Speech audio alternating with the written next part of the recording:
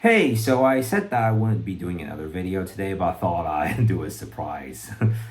Yeah, for some reason, I'm just in the mood of surprises today.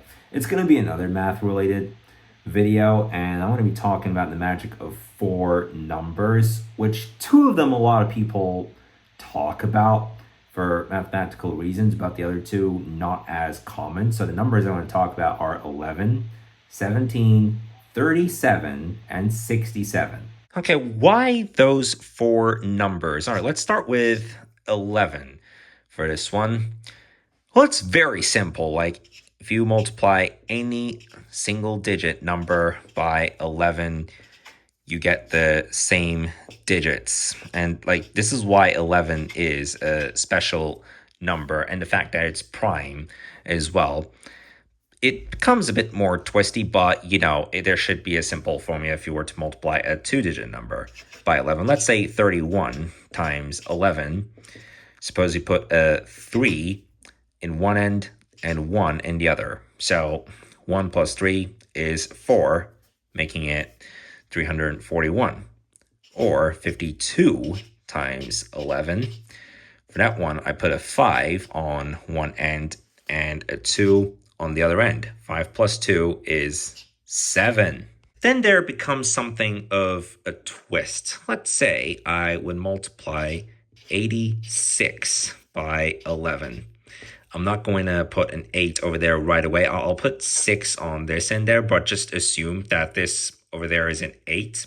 So 8 plus 6 is 14. So I got the 4 in the middle. I carry the 1. I add 1 onto 8, make it 9. So it equals 946. Let's say if I would do this with three-digit numbers, like, for example, 106. So 1 times 11 is, of course, 11. 6 times 11 is 66. That easy. If I were to pick a higher number, like 227, so, of course, you put a 2 on one end and a 7 on the other end. So 2 plus 7 is 9. 2 plus 2 is 4. Let's say if I were to pick a higher number than that, like 569. If I would multiply that by 11, let's put 9 on one end so that we know that this is easy. Okay, so 6 plus 9 is 15. I carry a 1. 5 plus 6 is 11. Plus 1 is 2. And 5 plus 1 is 6, making that 6,259. Well, that's one easy piece of magic multiplying by 11. How about do 17? With 17, though, if you, whatever multiple of 6 you multiply 17 by, it tends to be just as simple as well. So we're only using multiples of 6 here. So if I would multiply 6 by 17, it's 102. And if I multiply 12 by 17, that's 204. Let's suppose if I were to pick bigger multiples of 6, let's say 54. So 54 by 17.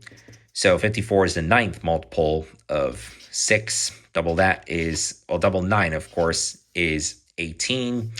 Go another example, 96, which is the 16th multiple of 6. Double 16 is 32. Well, the thing is, not a lot of people tend to talk about the magic about 17 and when it comes to multiplying multiples of 6 by 17. So 156, for example, that's the 26th multiple of 6, and 2 times 26 is 52. Let's come up with another example. Let's say 258. That is the 43rd multiple of 6. And like that becomes 4,386.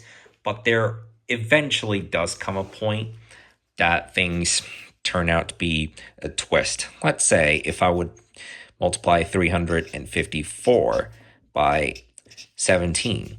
So this number is the 59th multiple of 6. Double 59 is 118. Let's just put the 18 here because I do have it to do an addition onto 59.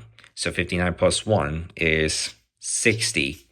So that makes 354 times 17, 6,018. Like you see, the twist comes when you get to a number over 300. I'm going to try a much bigger number. Suppose like 700. I mean, of course, a multiple of 6. Of course, 732 times 17. So that is the 122nd multiple of 6.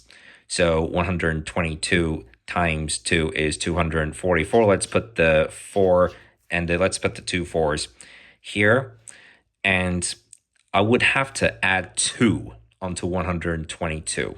So 122 plus 2 is 124, making that 12,444. Yeah, let's do 37. Yeah. 37 is very interesting. Whatever the multiple of 3 multiplied by 37, look. 3 times 37 is 111. And 6 times 37 is 222. Just like that. Let's say if I were to pick a higher multiple of 3, like 21 times 37. Oh, yeah, that should have been an equal sign, by the way. My bad. That is equal to 777, but then at a certain point, it turns to be a bit of a twist. I can go up to 27 and still have the same. Let's say if I were to multiply 45 by 37. So 45 is 18 mod 37. So 18 multiplied by 37 is 666. But if I take 1 away, it becomes 665. So I put the 1, and like that, it's equal to 1,665. Or let's make it a bit more difficult. 69 times 37. So 69 is equal to 15 mod 27.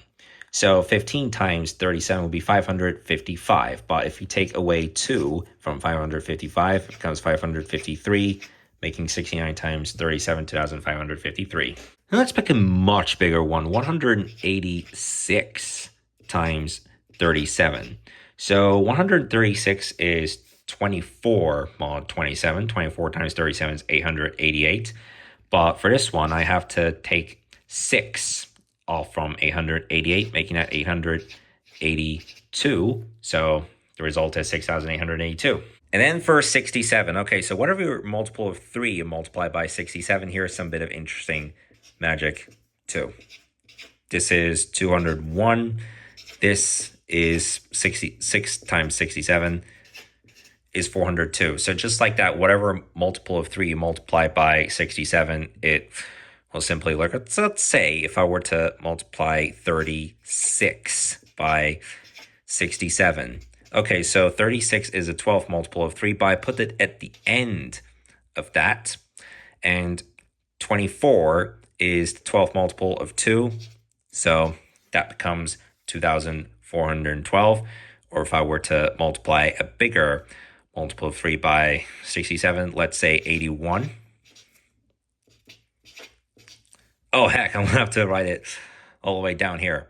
Okay, so 27 is 1/3 of 81, whereas 2/3 of it is 54, making that 5,427. How about we go with a 3-digit multiple of 3? Let's say 159. If I were to multiply that by 67, so 53 is 1/3 of 59, but 2/3 of it is 106. Make that 10,653. But here's where the twist comes. So let's say if I were to multiply 345 by 67.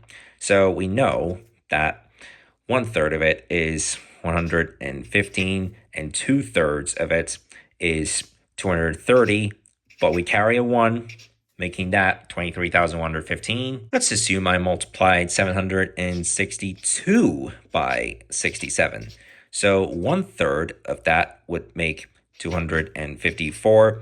2/3 would make 508, but I would have to carry a 2, make that 51,054. Okay, well, that was some multiplication magic with the numbers 11, 17, 37, and 67. Well, have fun.